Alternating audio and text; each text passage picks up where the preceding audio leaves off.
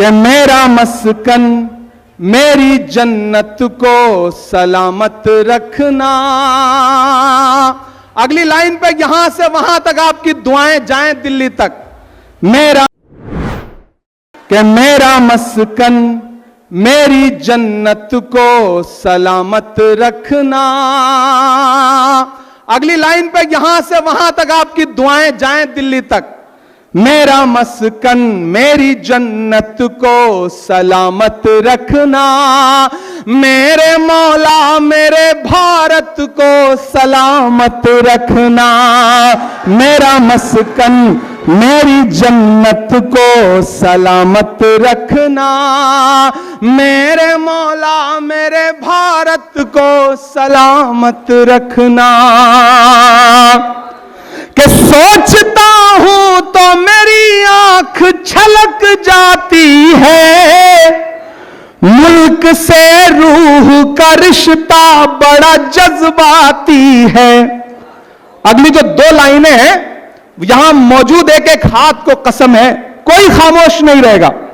कि सोचता हूं तो मेरी आंख छलक जाती है। मुल्क से रूह का रिश्ता बड़ा जज्बाती है।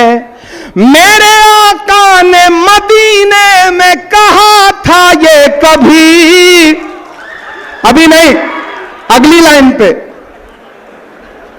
कि सोचता हूं तो मेरी आंख छलक जाती है। मुल्क से रूह का रिश्ता बड़ा जज्बाती है।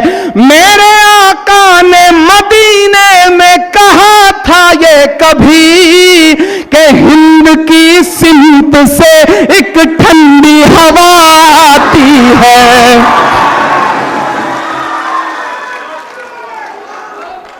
ऐसी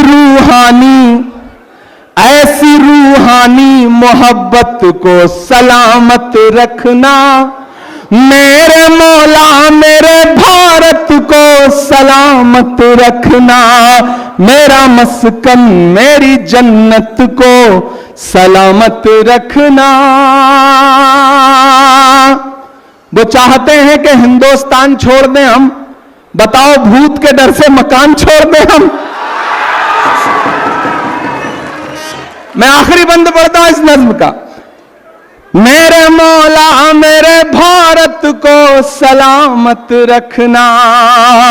और तमाम नफरत वाली ताकतों के नाम जिन्हें कर्नल सोफिया कुरैशी का बलिदान और कर्नल सोफिया कुरैशी की मुल्क लिए वतन परस्ती भी जिन्हें चुभती हो, जिन्हें हर दिन किसी इमरान से, किसी अनवर से, किसी मंजूर से सवाल पूछना हो, जिन्हें हर दिन कपड़े देख करके वतन परस्ती नापनी हो, मैं उन तमाम लोगों के नाम यहां खड़ा होकर के इस जय हिंद सभा में ये शेर पढ़ता हूं कि तूने नफरत का जो बाजार सजाया हुआ है, तू ये कहता है मुसलमान पराया हुआ है। आजा दिल चीर के दिखलाऊं वतन का नक्शा। आप तैयार रहना। आजा दिल चीर के दिखलाऊं वतन का नक्शा।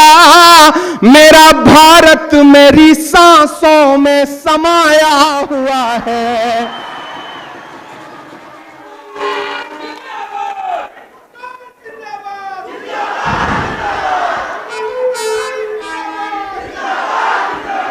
इतनी पाकीज़ा इबादत को सलामत रखना।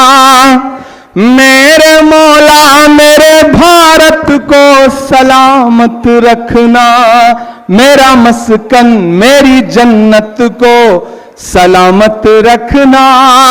मेरे मौला मेरे भारत को सलामत रखना।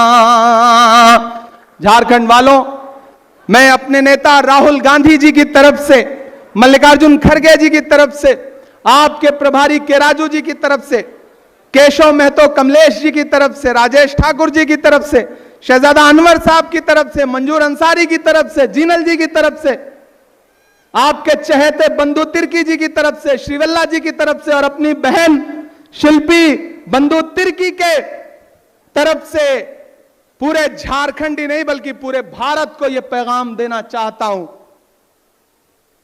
कि हम कल भी, हमारी पार्टी कल भी इस देश के लिए अपने शरीर का एक एक खून का कतरा लुटाने के लिए, कुर्बान करने के लिए तैयार थी। और आज भी हम सारे लोग इस देश की मिट्टी की मोहब्बत के लिए खड़े हैं। लेकिन सवाल तो पूछेंगे, सवाल तो पूछना पड़ेगा। मैं सवाल तो पूछूंगा प्रधानमंत्री जी से कि प्रधानमंत्री जी, आपके लिए चुनावी रैलियां ज्यादा जरूरी हैं या शहीदों का परिवार ज्यादा जरूरी है? मैं सवाल तो पूछूंगा, मैं सवाल जरूर पूछूंगा और वक्त पर पूछूंगा। वक्त पर पूछना ज्यादा जरूरी है। आने वाले दिनों में पूछेंगे तो देर हो जाएगी। वक्त की कीमत हम सारे लोगों को करनी चाहिए। जो अखबार सुबह 5 रुपए का एक मिलता है, वक्त निकल जाता है तो शाम को वही 5 रुपए का 1 किलो मिलता है। तो वक्त पर तो पूछना पड़ेगा, हम वक्त पर तो पूछेंगे। साथियों, हम सवाल पूछेंगे। मुझे याद है कि राजू जी, मैं गया था छपरा जब शहीद इम्तियाज के परिवार से मिलने, तो उनका एक 25 साल का बेटा है जिसका नाम भी इमरान है। मैं जब उससे मिलने गया तो उसने अपने दोनों हाथों से मेरे दोनों हाथ पकड़े और रोते हुए कहा कि मेरे पापा इस देश की मिट्टी के लिए शहीद हो गए। मुझे अपने पापा पे बहुत प्राउड है, फख्र है। लेकिन इमरान साहब, हम ये भी कह रहे हैं कि अगर कल को इस देश के लिए मुझे भी अपनी कुर्बानी देनी पड़े तो मैं तैयार हूं। यह जज्बा है इस देश के बेटों का। मैं जब गया झंटू अली शेख के परिवार से मिलने तो उनका 10 साल का बेटा मुझसे रो के कहने लगा कि मेरे पापा चाहते थे कि मैं आईएएस बनूं।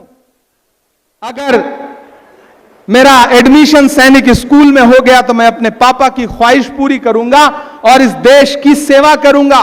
जब मैं राम बाबू जी के परिवार के पास गया तो उनका परिवार भी रोते हुए यही कह रहा था कि हमारा एक बेटा तो शहीद हो गया, लेकिन अगर देश को जरूरत हो तो हमारे बाकी बेटे भी देश के लिए तैयार हैं। यही भारत है, यही हिंदुस्तान है। इसी का सपना लेकर के 4000 किलोमीटर राहुल गांधी जी चले थे, एक नारा लगाते हुए, मुझे नफरत के बाजार में मोहब्बत की दुकान खोलनी है। झारखंड वालों, राहुल गांधी जी का जो संदेश था, उस संदेश से भाजपा घबराती है, उस मोहब्बत के संदेशे से नफरत करती है। इसीलिए आपके सूबे में भी, झारखंड में भी वक्त वक्त पर भारतीय जनता पार्टी की नफरतें दिखाई पड़ती हैं। लेकिन अब सरकार इंडिया गठबंधन की है, सामाजिक न्याय को समझने वाले लोगों की है। यहां से खबरें आती हैं, मुझे खबर आई कि जामताड़ा में एक बेटे को पुलिस स्टेशन में पीटा गया और उसकी मौत हो गई।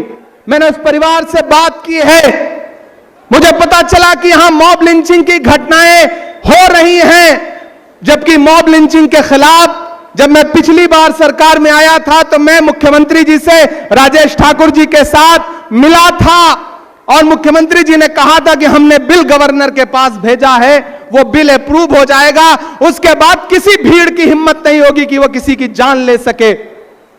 लेकिन भाजपा के गवर्नर साहब वो बिल पारित नहीं कर रहे हैं, बल्कि उसे ठंडे बस्ते में डाल दिया है। मेरी केराजू जी से बात हुई है, मैं अपने प्रदेश अध्यक्ष जी से भी अनुरोध करूंगा, बंधु जी से भी अनुरोध करूंगा, शहजादा अनवर से भी, मंजूर भाई से भी, जीनल जी से भी, राजेश भाई जी से भी, सुरेश बैठा जी से भी, शिल्पी जी से भी, कि हम सबको एक बार फिर से एक प्रतिनिधि मंडल के साथ मुख्यमंत्री जी से मिलना चाहिए और यह कहना चाहिए कि अब यहां इंडिया गठबंधन की सरकार है, यहां किसी निर्दोष की मॉब लिंचिंग नहीं होने देंगे। उसके लिए जो लड़ाई हमें लड़नी पड़ेगी वो लड़ाई हम लड़ेंगे।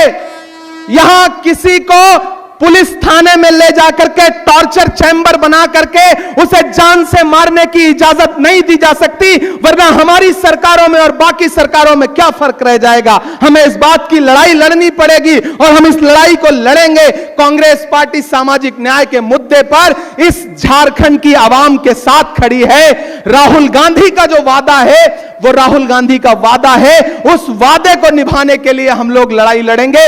राहुल गांधी जी ने देश की संसद में कहा था कि सरकार भले मोदी जी की है, लेकिन सिस्टम हमारा है। हम जातिगत जनगणना करवा के रहेंगे।